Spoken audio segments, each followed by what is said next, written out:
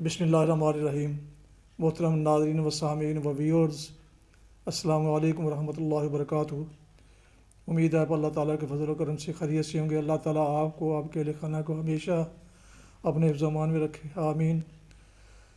راہ ہدایت و نجات کے سلسلے کا ولاگ درس قرآن کا آغاز کر رہا ہوں اپنے یوٹیوب چینل سے۔ درس ہوں گے جناب قاری حافظ مولانا محمد اقبال صاحب، خطیب جامعہ مسجد نگینہ انصاریہ شیخوپورہ۔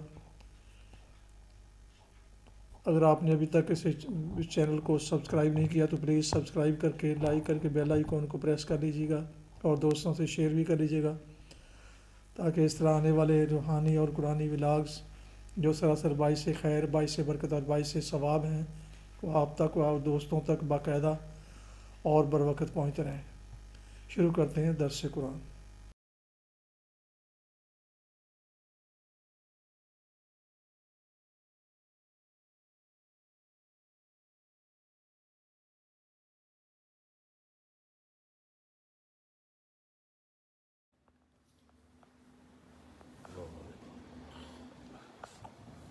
الحمد للہ وکفی والصلاة والسلام علی من لا نبی بعد، اما بعد فاعوذ باللہ من الشیطان الرجیم، بسم اللہ الرحمن الرحیم۔ والذاریات ذروا فالحاملات وقرا فالجاریات یسرا فالمقسمات امرا انما توعدون لصادق وان الدین لواقع، صدق اللہ العظیم۔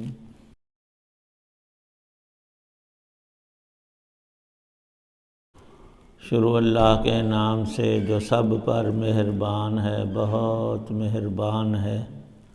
قسم ہے ان ہواؤں کی جو گرد اڑا کر بکھیر دیتی ہیں، پھر ان کی جو بادلوں کا بوجھ اٹھاتی ہیں، پھر ان کی جو آسانی سے رواں دواں ہو جاتی ہیں، پھر ان کی جو چیزیں تقسیم کرتی ہیں، کہ جو وعدہ تم سے کیا جا رہا ہے وہ یقینی طور پر سچا ہے اور اعمال کا بدلہ یقیناً مل کر رہے گا۔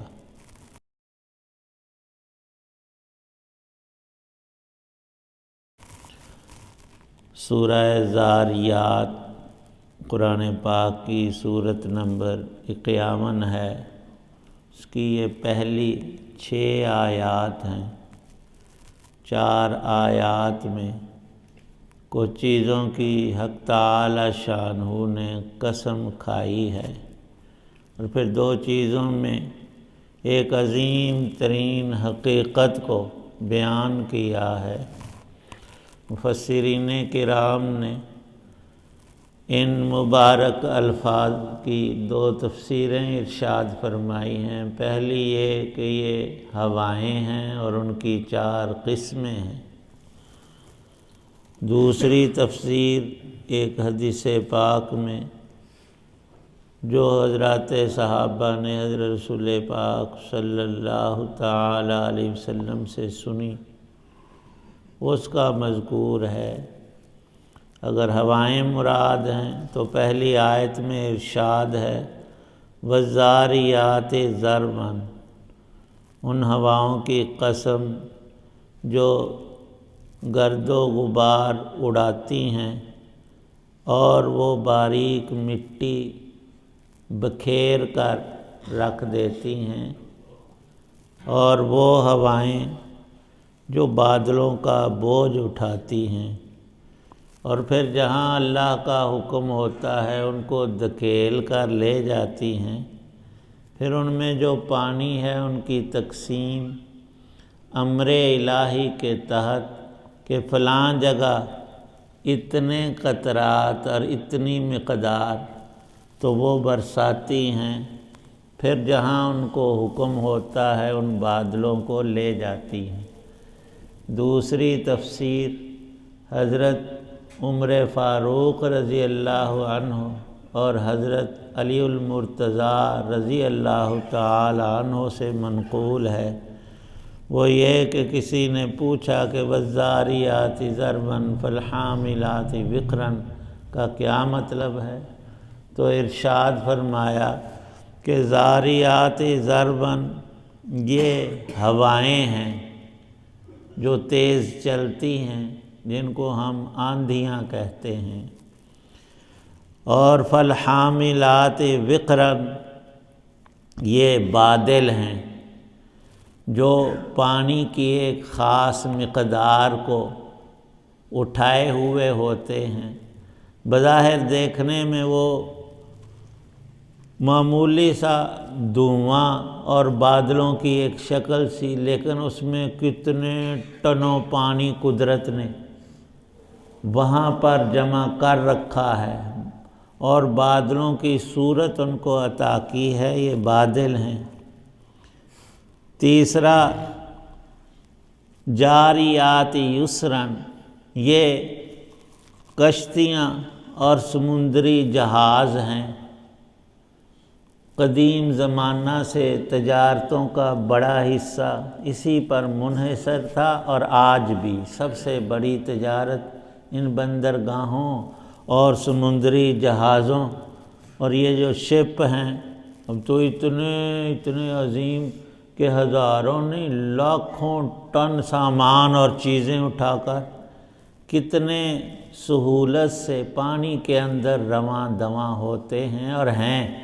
اور چوتھی چیز فرمایا فالمقسمات امرا، فرشتے جن کی ڈیوٹی اللہ پاک نے چیزوں پر لگا رکھی ہے کہ تم نے اللہ کے خزانوں سے آنے والی چیزوں کو لوگوں میں اسی طرح تقسیم کرنا ہے جیسے تم کو آرڈر ہو۔ ایک تو رزق کی تقسیم ہے، دوسرا صحت اور بیماری بھی ہے، اور تیسرا جتنی چیزیں انسان کی خوشی یا غم کی ہیں ان کا آرڈر اوپر سے ہی اللہ پاک کی طرف سے ہوتا ہے، اور فرشتے لے کر آتے ہیں، اور جس چیز کو جس کے متعلق حکم ہوا تھا وہ پورا کر دیتے۔ تو یہ چار چیزیں، اور ان میں پھر بظاہر نظر دوڑانے سے عجیب ایک جہان سامنے آتا ہے انسان کے کہ ہوائیں چلتی ہیں پر نظر نہیں آتی۔ ہم کہتے ہیں کہ یہ پتے ہل رہے ہیں، کپڑا ڈالا ہے تو وہ حرکت کر رہا ہے، ہوائیں چل رہی، آنکھ سے ہوا نظر نہیں آتی، ہوتی ہے، کبھی آہستہ چلتی ہے، کبھی تیز، اور کبھی آندھیوں کی صورت میں۔ اور فالحاملات وقرا، بادل نظر آتے ہیں، ہوائیں نظر نہیں آتی، بادل نظر آتے ہیں۔ کشتیاں سمندر میں ایک اینٹ ڈالیں، ایک روڑا ڈالیں، وہ پانی کے اندر نیچے چلا جاتا ہے، اور کشتی اور شپ کے اندر اتنا زیادہ وزن وہ ڈوبتا نہیں۔ کون، کس کی قدرت ہے کہ اس کو پانی کے اوپر ہی رکھا، ڈوبنے نہیں دیا، اور وہ ہماری آنکھوں کے سامنے ہے۔ اور چوتھی چیز فرشتے موجود ہیں بڑی تعداد میں، پر آنکھوں سے نظر نہیں آتے۔ یہ عظیم ترین قدرتیں ہیں اللہ پاک کی۔ پہلے جوڑے میں دو چیزیں، ایک نظر آنے والی بادل، ایک نظر نہ آنے والی چیز ہوا، اور اگلی دو قسموں میں بھی یہی کہ ایک مخلوق اللہ کی فرشتے نظر نہیں آتے، اور ایک سمندری جہاز کہ وہ نظر آتے ہیں۔ آگے بات کیا ارشاد فرمائی، یہ دلیل ہے جو قسم کے طور پر عربی فصاحت میں ایک بنیاد ہے، ورنہ اللہ پاک کو قسم اٹھانے کی کوئی ضرورت نہیں تھی۔ کلام کی تزئین جہد سے اہل لسان بولتے ہیں، اس طرز پر بولا جائے تو وہ بات بڑی ہی دلکش بنتی ہے، اور اصل لطف جو ہے عربی کا اور قرآن پاک کی آیات اور الفاظ کا وہی حاصل کرتے ہیں جن کو خود عربی سے لگاؤ اور وابستگی اور الفاظ کی جان اور روح کو جانتے ہیں۔ جب بھی کسی چیز کا ترجمہ کیا جائے تو وہ اصل چیز نہیں ہوتی، وہ تو اس کے تحت میں اور اس کے قریب کہی جا سکتی ہے۔ فرمایا کہ انما توعدون لصادق، اے انسانوں رب کا تم سے ایک وعدہ ہے اور وہ ہے بالکل سچا۔ جو اس میں شک کرے، تردد ہو، وہ اپنے رب کا مجرم ہے اور وہ اللہ کی قدرتوں کا منکر ہے، اور اس کے لیے سزا ہمیشہ کی دوزخ رب نے رکھی ہے، کسی انسان اور کسی مخلوق نے ہرگز نہیں۔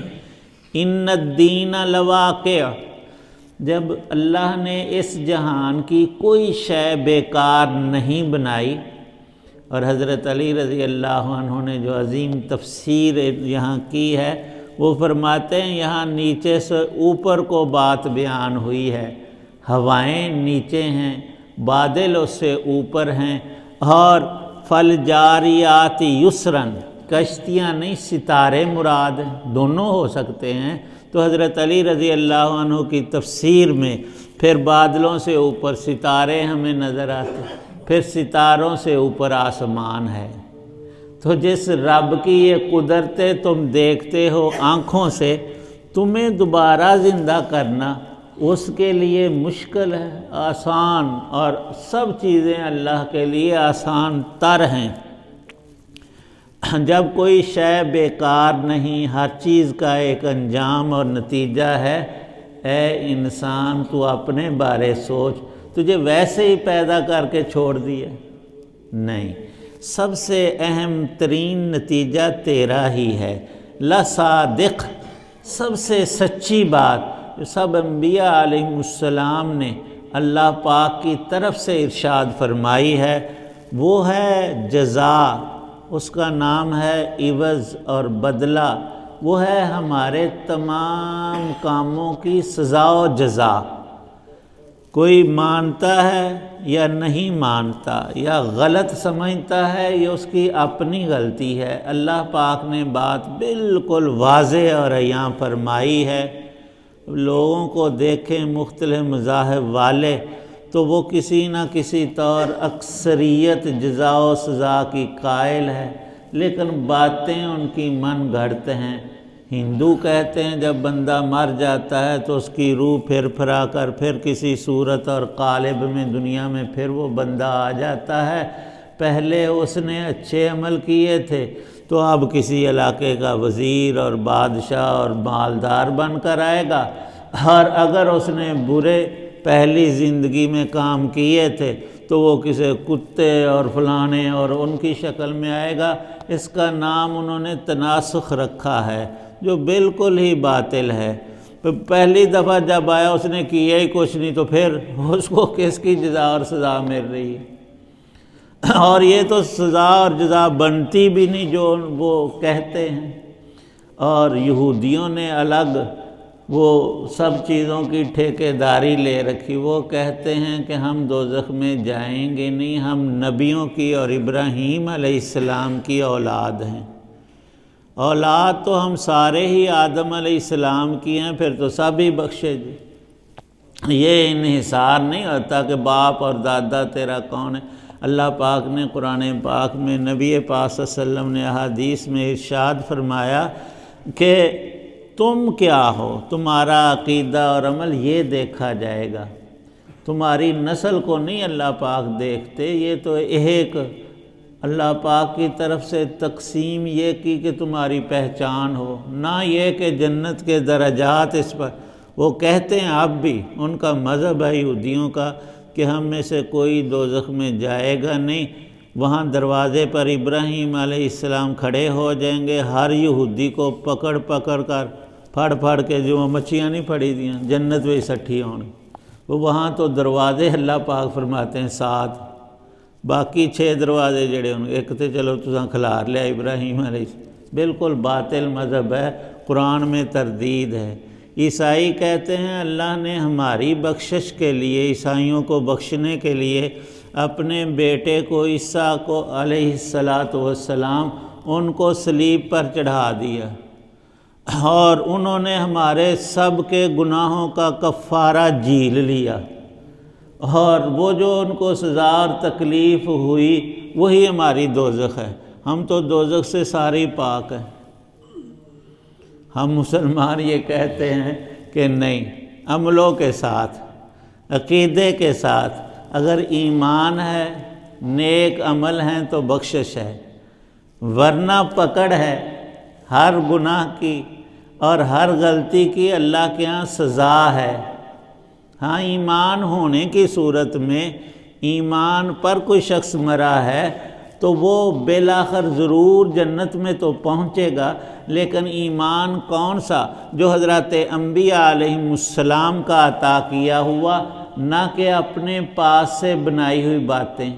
اب ہمارے اندر کتنی کمی ہے کہ ہم بھی نماز تک نہیں پڑھتے اور دعویٰ ہمارا یہ سیدھے جنت میں جائیں۔ سیدھے سدھے کوئی نہیں، انہیں پہلے پٹھیاں کرنا ہے۔ تول جو ہونا وہ کس چیز کا ہوگا؟ ہر عمل کا۔ اور اللہ کے نیک بندوں کی عجیب ترین باتیں لکھی ہیں۔ اتنی عبادت کرتے تھے، اتنی نماز اور اذکار اور تلاوت، کہ ایسے بھی تھے کہ بوڑھے ہو کر بھی نیکی کو چھوڑتے نہیں۔ اور بوڑھا بندہ ہوتا ہے کمزور، وہ 1-2 گھنٹے جو 4 سوتے تھے تو چارپائی پر آنے کے لیے گھسٹ کر پہنچتے تھے۔ آپ اندازہ کریں اس بندے کی تھکاوٹ کا۔ اسی سکے کچھ بھی نہیں، فرض نماز تک نہیں پڑھنی اور چھالا مار دیں جنت نہ۔ اعمال کا پورا عوض اور بدلہ قرآن پاک کے ہر موقع میں، یہاں بھی یہی ہے، ان الدین لواقع، دین جزا ہے، اور جتنا اچھا برا عمل ہے اتنی ہی سزا اور جزا اللہ کے ہاں تول ہے پورا۔ یہ نہیں کہ ایک دن رات نیک عمل کرتا ہے کچھ نہیں کرتا تو اللہ پاک خود فرماتے ہیں کیا ہم فجار اور متقین کو برابر کر دیں گے؟ ایسا ہو ہی نہیں سکتا۔ اللہ کی عدالت میں جب انصاف نہیں ہوگا تو کہاں ہوگا؟ وہ انصاف کا دن ہے، قیامت کا دن ہے، وہ واقع ہو کر رہنے والا ہے۔ اس پر 1-2 دلیلیں نہیں، سارا جہان ہی شواہد کے طور پر اللہ نے رکھا ہے۔ یہاں 4 چیزیں بیان فرمائی ہیں اور پھر مضمون وہی دہرایا ہے قیامت اور آخرت کا۔ اگر آخرت کا لفظ ہی سمجھ آ جائے تو جہاں ایمان پکا ہو، عمل صالح کی لگن انسان کو اور دل کا شوق وہاں بھڑک اٹھتا ہے۔ حق تعالی شانہ نصیب فرمائے۔ الحمدللہ رب العالمین والصلاة والسلام علی رسولہ النبی الکریم۔ اللہم صلی علی سیدنا محمد النبی الامی وآلہ بارک وسلم۔ یا اللہ پاک سب بیماروں کو تندرستی عطا فرما۔ محترم رشیدی صاحب کی اہلیہ بیمار ہیں، اللہ پاک شفا عطا فرمائے۔ گھروں اسپتالوں میں جتنے مریض ہیں اور ہم میں جو بیمار ہیں، یا اللہ ہر ایک کو صحت اور تندرستی عطا فرما، شفا کاملہ عاجلہ مستمرہ عطا فرما۔ یا اللہ پاک تمام بیماریوں سے، روحانی جسمانی امراض سے ہماری حفاظت فرما اور شفا عطا فرما۔ جو اہل ایمان دنیا سے چلے گئے ان کی بخشش فرما، قرآن پاک کا نور تام نصیب فرما، دنیا اور آخرت میں اس کو ہمارا ساتھی بنا۔ یا اللہ پاک ہر کام سنت کے مطابق کرنے کی توفیق عنایت، ہمارے سب گناہ معاف فرما، خاتمہ ایمان پر نصیب فرمانا۔ صلی اللہ تعالی علی خیر خلقہ محمد وعلی آلہ وصحابہ واہل بیتہ اجمعین آمین۔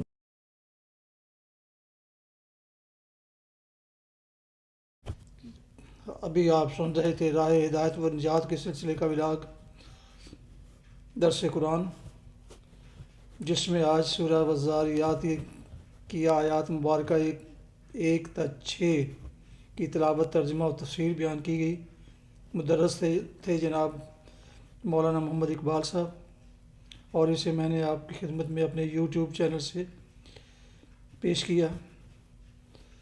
آپ سے ایک دفعہ پھر درخواست ہے کہ اگر آپ نے ابھی تک اسے اس چینل کو سبسکرائب نہیں کیا تو پلیز سبسکرائب کر لیں، شیئر کر کے، اور بیل آئیکن کو پریس کرنا نہ بھولیں تاکہ آنے والے ایسے روحانی اور قرآنی ولاگز جو سراسر باعث خیر، باعث برکت اور باعث ثواب ہے وہ آپ تک اور دوستوں تک بروقت اور باقاعدہ پہنچتے رہیں۔